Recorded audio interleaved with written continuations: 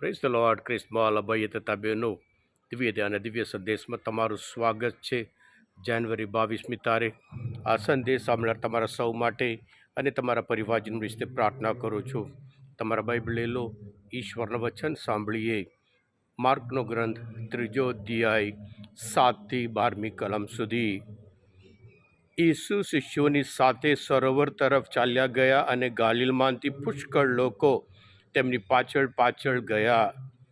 વળી યહૂદિયા, યરૂશલેમ, અદોમ, એર્દન પારના પ્રદેશમાંથી તેમજ તૂર અને સીદોન આસપાસના પ્રદેશમાંથી પણ પુષ્કળ લોકો ઈસુ શું કરે છે તેની વાત સાંભળીને તેમની પાસે આવ્યા.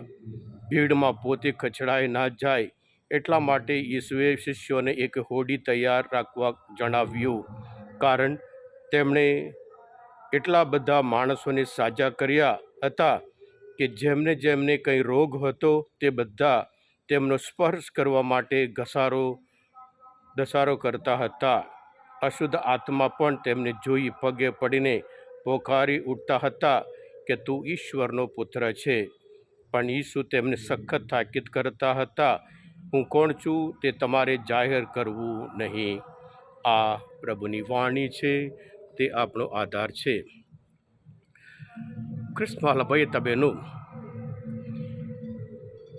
લોકો આ શાસ્ત્રીય હોય, જે ફરોશી હોય, પ્રભુ ઈસુ માટે, પ્રભુના સંદેશ માટે, પ્રભુના કાર્ય માટે વાંધો ઉઠાવતા હતા, એ લોકોને છોડી પ્રભુ પાસે આવે છે. જે વિરોધ જ કરતા હતા એમને છોડી જે જીવન આપે છે, કે જે સાચાપણું આપે છે, એમની પાસે આવે છે. આજના શુભ સંદેશ સાંભળી આપણને નવાઈ લાગે. લોકો દૂર દૂરથી, એક એક જગ્યામાંથી, દરેક વિસ્તારમાંથી કહે છે કે લોકો યહૂદિયામાંથી, યરૂશલેમમાંથી, એર્દનમાંથી અને તૂર અને સીદોન બધી જગ્યામાંથી તે લોકો પ્રભુને સાંભળવા અને સાથે સાથે સાજા થવા માટે આવ્યા હતા. એટલે પ્રભુ ઈસુ વિશે એ લોકો વાત સાંભળી હતી એટલે પ્રભુ પાસે આવ્યા. એટલે આજના શુભ સંદેશમાં આપણે 3 પ્રકારના લોકોને જોઈએ છીએ. પ્રભુ પર દ્રઢ વિશ્વાસ રાખી બધું છોડી પ્રભુની પાછળ પાછળ આવી, પ્રભુ પાસે શીખી પ્રભુમય જીવન જીવવા માટે કોશિશ કરતા એ શિષ્ય સંપૂર્ણ એમનું જીવન, કારણ કે પ્રભુ ગયા પછી એમના જે કાર્ય, ઈશ્વરના રાજ્યનો સંદેશ તેવો ચાલુ રાખવાનો છે. એવા શિષ્ય એક બાજુ, અને બીજી બાજુ લોકો જે સાંભળવા આવ્યા હોય, જોવા માટે આવ્યા હોય, અને ખાસ કરીને જેટલા લોકો બીમાર હતા અને તે બધા આવ્યા, અને એટલી બધી ભીડ હતી, પ્રભુ ઈસુને સ્પર્શ કરવા માટે કોશિશ કરતા હતા, કારણ કે એમને પૂરી ખાતરી પ્રભુને સ્પર્શ કરવાથી તેઓ સાજા થઈ જશે. જેવી રીતે લોકના ગ્રંથમાં 6 અધ્યાયમાં 19 આપણે વાંચીએ છીએ કે પ્રભુની શક્તિ નીકળી સૌ કોઈને સાજા કરતી હતી, અને માત્ર પ્રભુ ઉપર વિશ્વાસ રાખી પ્રભુને સ્પર્શ કરવાથી પણ ઘણા બધા સાજા થતા હતા. હા ક્રિસ્મસ ભય બહેનો, પ્રભુના જીવનમાં એક આનંદનો દિવસ છે. એક બાજુ રિજેક્શન, વિરોધ, અને બીજી બાજુ લોકો, સામાન્ય લોકો, જે અહંકાર્યો હતા, જે અભિમાનીઓ હતા, જે ઘમંડ હતા, તેઓ બધા એક બાજુ દૂર. જે નમ્ર હતા, સામાન્ય લોકો, એમને પ્રભુ ઈસુના દર્શન. જે અભિમાનીઓ માટે પ્રભુ ઈસુના દર્શન મળી શકે નહીં, એમના જે અદ્ભુત કાર્ય એમને જીવનમાં લોકો અનુભવ કરી શકે નહીં, પણ જે સામાન્ય લોકો પ્રભુ પર વિશ્વાસ, પ્રભુ પાસે આવે છે, તેઓ એમના જીવનમાં અદ્ભુત કાર્ય. માત્ર એ નહીં, જેમનામાં અશુદ્ધ આત્મા હતા, એ અશુદ્ધ આત્મા પણ પોખારી ઉઠે છે.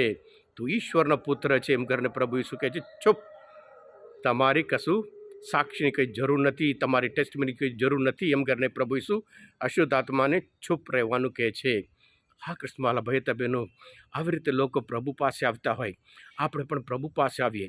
પ્રભુને કશું જ અશક્ય નથી. જે 38 વર્ષ બીમાર, એમને પ્રભુ ઈસુ ઊભા કરે છે. 18 વર્ષથી જે સ્ત્રી ઠઠ્ઠાર ઊભી રહી છે, એના સાજા કરે છે.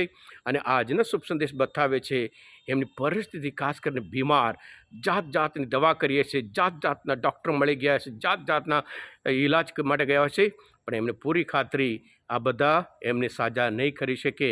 માત્ર ને પાત્ર પ્રભુ ઈસુ જે એમના જીવનમાં જે અશક્ય છે પ્રભુ ઈસુ કરી શકે એમ કરીને પ્રભુ પાસે આવ્યા. આપણે પણ પ્રભુ પર દ્રઢ વિશ્વાસ રાખી પ્રભુ ઈસુ માત્ર શારીરિક તંદુરસ્ત માટે નહીં પણ માનસિક તંદુરસ્ત માટે અને આધ્યાત્મિક તંદુરસ્ત માટે પણ પ્રભુ ઈસુ જીવન ભરપટે આપવા માટે પ્રભુ ઈસુ આવ્યા હોય. આ પ્રભુ પાસે આપણે પણ જોઈએ, એ શારીરિક હોય, માનસિક હોય અને આધ્યાત્મિક સાજાપણું જરૂર અપનાવીએ, અનુભવ કરીએ. હા કૃષ્ણમાલા ભાઈ હતા બહેનો, આજના શુભ સંદેશ પ્રભુને ઓળખવા માટે, શુભ સંદેશ સમજવા માટે તમે મદદરૂપ થયા હોય, તમે પોતે દિવ્ય દયા અને દિવ્ય સંદેશ સબસ્ક્રાઈબ કરજો અને બીજા માટે પણ ફોરવર્ડ કરજો, કારણ તમે બધા આશીર્વાદિત છો, અભિષિક્ત છો. પ્રભુ ઈસુ, હું તમારામાં વિશ્વાસ રાખું છું. બોલો દિવ્ય દયાનો જય. God bless you all. હા કૃષ્ણમાલા ભાઈ હતા બહેનો, ફેબ્રુઆરી મહિનામાં પ્રથમ શુક્રવારે બધા જ પરીક્ષાર્થીઓ 10મા ધોરણના, 12મા ધોરણના અને કોલેજના બધા જ પરીક્ષાર્થીઓ માટે વિશેષ પ્રાર્થના અને આશીર્વાદ અને આરાધના છે. બધાને આવવા આમંત્રણ છે. God bless you all. Jesus I trust in you.